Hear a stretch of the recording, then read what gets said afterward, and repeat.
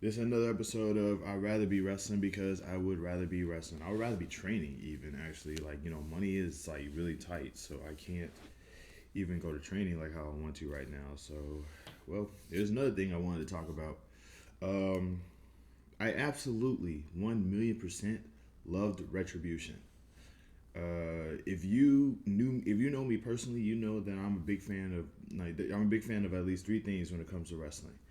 Uh, Brennen Williams, uh, the reality of wrestling, and wrestling itself. So the big reason why I was a big fan of Brennan is because when I was initially following the reality of wrestling, he was kind of like Booker. He was basically like Booker T's prodigy. Booker T was trying to turn him into Black Lesnar, so to speak, and he was really good. And the thing that really kind of like got me hyper focused on becoming a fan of Brennan is the fact that he was a nerd. He was a black nerd. He was just like the whole like look up the words Nico knee when you got the chance. Just look it up. Nico knee knee. And he's a black nerd, and it was just it's weird to see that. Like this was like way before. This was like I found out about Brennan before I found out about Xavier Woods. So for me to be able to just see a wrestling blurred was a really it really kind of it stuck out to me because I went through a blurred phase, which I'm still kind of going through, and yeah, so it's like I became a fan of his. So when he went to WWE, I was like, yeah, man, like shoot for the moon, bro. I really hope that they would have did something with him, only to find out that they didn't. You know what I mean? They was like they kind of just sort of gave him little by little bits and pieces of whatever. And if I was an editing person, there'll be like a whole bunch of pictures and slideshows dedicated to very little that they contributed for him. But the dude was also a good wrestler. Cue the picture of him versus Ryan Davison here, and him in that triple threat match here. But but the fact of the matter is that because I was a fan of Brennan and I wanted him to succeed, seeing Retribution just sort of pop up really gave me hope because Retribution, the for those who don't remember, Retribution was the I think it was the thing. It was during COVID. It was during the Thunderdome thing where like wrestling fans had to show up through the screens and stuff like that. But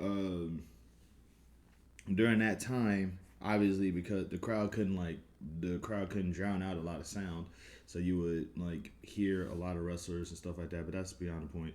They came in, they trashed the joint, beat up everybody. That's how they got introduced. They came in, they trashed the joint, they beat up everybody. Wrestling fans was like, oh my god, it's Antifa. You know what I'm saying? So it was just like it was all types of stuff like that. And then like for a while they were just coming in, just rocking everybody, fighting everybody and stuff like that. And then you find out that it was Ali who was leading them. And because Ali was leading them, you had like it was what Shane Thorne, it was Brennen Willams, it was Dijak. I want to say it was Mia Yim, either that or it was Mercedes Martinez. It was like it was a stable. It was a stable of wrestlers that you. It was a stable of wrestlers who had like unlimited potential. I'll say that. And the reason, and it's like my whole thing. One thing I liked about Retribution was that Retribution had the capabilities of becoming a stable. Retribution had the capabilities of becoming a stable that first off, I love stables that have more than four people in it because it shows that it's always growing, and you can always kind of like you can always sort of like have you can always have a new member just randomly pop up, and that's kind of what this was. Retribution was a little bit like that stable where it should have been, in my opinion, it should have been a stable where you didn't know who was a member of Legion and who wasn't a member of Legion. Also, because of the fact that they initially wore a mask, you know what I'm saying, you didn't know who they were. If there was wrestlers backstage that got jumped, a member of a Retribution could show up on the scene, unmasked, acting like, "Oh my God, I can't believe this! What happened? Whoa, what happened?" You know what I mean?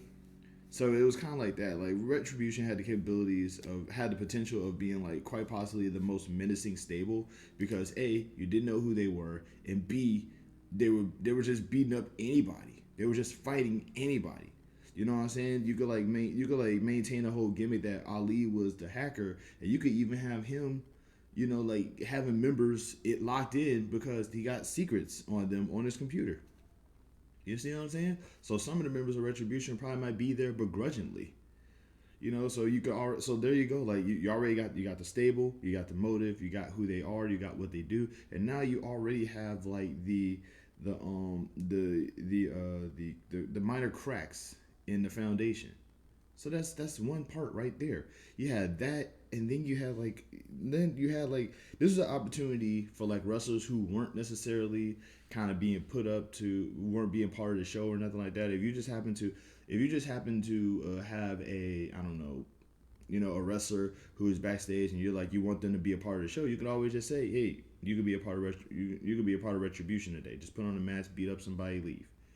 You know what I mean? Like that's money in more wrestlers' pockets. Like it's like there was so much that you could do with that. Not only that, but the capabilities of what could happen. Big stables can always win all the championships, be draped in gold, run the company, so to speak. I mean, Ali was a really good wrestler too. So he could have easily like gone on to like have spectacular matches on his own or cheat by having people like beat the crap out of his opponent, or he could just convert someone in the middle of a match. Like just imagine a wrestling match happening, wrestler 1 versus wrestler 2, and all of a sudden in the middle of the match, wrestler 2 just starts acting differently. Like it's slight, but it's noticeable. You know what I mean? Next thing you know, you find out Ali got to him. Ali got to him, and now they're also part of Retribution. You see what I'm saying? Boom. That's another thing right there. Ali got to him could have been like a commentary catchphrase. Like a wrestler could do something that's just a little out of whack, and the commentator could just be like, "Uh-oh, I think Ali got to them too."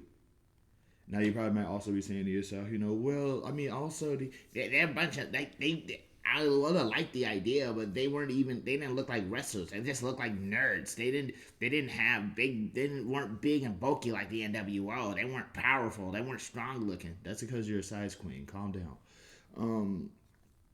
But it's just that it's like, well, they also didn't make any sense. I mean, you can't really blame the group for that. You can blame creative for that. You can blame the industry for that.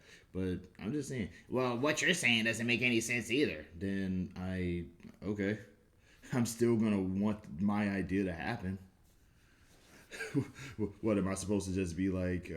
What am I supposed to just be like? Oh my god, my idea was terrible because some stranger on the internet didn't like it. A stranger on the internet didn't like something that I did.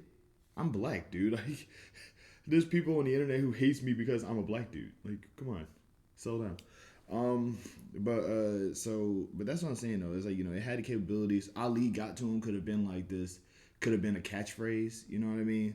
Because like then you would have like Ali. Because like I said, you would never know how many members are in the stable. So like Ali could like just show up with like the members of the stable. Like maybe like 4 random members of the stable all masked up, and they could all like unmask every time, and it would be a different wrestler each time. It has so much potential, bro.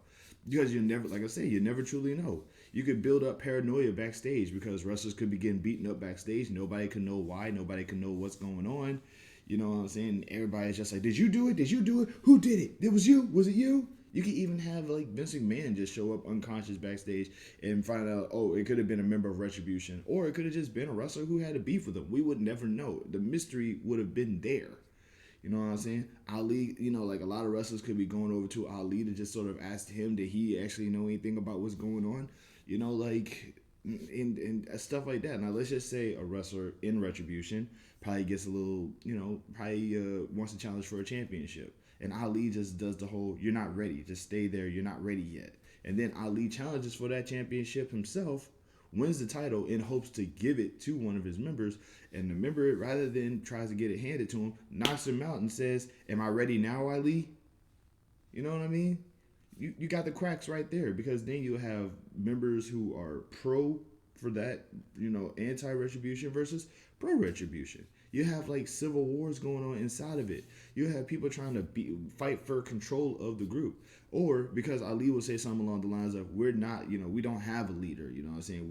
We govern ourselves, right? And but it's like technically you can always say Ali was the leader, and then everybody's just sort of like trying to take Ali's spot. So Ali would have to defend himself. If he has a championship, now he has to defend his spot as leader of Retribution as well as his title. You have to like there was so much that you could have done with this. You could have it was like there was so much potential with this storyline that with this gimmick that you could have easily like spanned it could have easily like spanned away from WWE and could have been like you could have indie companies, just doing random stuff like this and just going, oh, Ali got to him. Ali got to him could have been a thing. Because Ali, like even after Retribution, he was kind of like trying to do the whole, charismatic leader thing. Heck, he's doing it now. It's like it had there was so much that could have been done with this. Like you could have had somebody in the group win a championship, and everybody just sort of question, is that person the new leader because they actually won a title. You know what I mean? And that person could like go up to Ali and be like, since you've been here, you haven't won anything, have you? You know what I mean? It could have worked. Ali could have easily challenged for the world championship because he would have had a whole bunch of people to like make sure that to just mob him. 100 of anything is dangerous. You feel me? So it's like, the tribal chief would have just swatted them all like flies. Bro, you are a child. Like, do you not watch wrestling? If it's written for a wrestler to get knocked down, they're going to get knocked down regardless. If I'm written to beat up Roman Reigns, I'm going to go out there and I'm going to beat up Roman Reigns as it is written. Well, you're not big. That's not believable. Dude, we literally... It's not believable. This schmuck over here doesn't believe in... This schmuck over here needs to believe in pro wrestling to enjoy it. Shut up. Shoot, I would, like, bro, if I was... I ain't gonna lie, though. I mean, like, I ain't gonna sit here and say that I have the best ideas. I'm not saying that my ideas are great. I'm just saying that I saw potential with this. It's a creative... It would have been a nice little creative experiment for Retribution because like you could have like you have this menacing shadow organization ran by a charismatic leader who is begrudgingly part of the company. You know what I'm saying? He wants respect. He wants people to understand what's going on. Then he kind of does the whole thing where it's like we're not a group, we're not a group with a leader. We're just a group who's collectively sick and tired of what's going on. Then you had like all of this stuff that you could have done with this group. You know what I mean? You could have had, like I said, Ali got to him. Could have just been a thing. It's like, I don't know. It looks like Ali might have gotten to him. But yeah, like I said, I loved it. I absolutely, because you could have even done that with like jobbers. You could have even like done that with enhancement talent. Just have like enhancement talent because like a lot of enhancement talent is either usually like local talent who's just there for that show, or they're like homegrown enhancement talent that's just kind of like that's part of the road, but like people just don't think that they're ready to be on the show yet. Same thing with the Raw Underground thing. Is like it had the capabilities of doing more for more wrestlers. You know what I mean? Like imagine if Elias was part of like Retribution, right? Just imagine he just gets sick and tired of being in the spots that he's in, and he says, you know what? Like he could have easily made a theme song for Retribution. That could have been pretty catchy because the dude's a good musician. Imagine if it was Tozawa. Imagine if it was Kofi. I mean, of course not Kofi. That wouldn't make sense, but I'm just saying, just like what I mean, we wouldn't know. We could just, I mean, heck, let's just use the example of Kofi getting into Retribution. You could easily have like Kofi at some point, maybe not attack the New Day, but maybe try to sort of like protect Retribution from the New Day. just basically be like, hey, maybe they're not really that bad. Maybe we're overreacting, yada, yada, yada. Then you find out that, I don't know, Ali has, I don't know, had a camera pointed at something that Kofi did that he was ashamed of. And Ali is blackmailing him about it. You know what I'm saying? Now you got Kofi being a part of Retribution, and like being a part of Retribution or doing things for Retribution. It's just there was so much that could have like came from this. You know what I mean? It's just so many cliffhangers, so many loose ends that we could have established and tied up. Oh well. But then again, I also haven't been watching WWE since that. So, I mean, I'm just saying, I really had hope for him. You'll never see anything like that again. Like there was a group in reality of wrestling called the Legion, and I think there's a new group called the Eighth Day. But other than that, I haven't seen anything like that. Oh yeah, the giver Jerry Bishop on in the the Alaska wrestling company. So much potential. All right, that's it. Love and peace.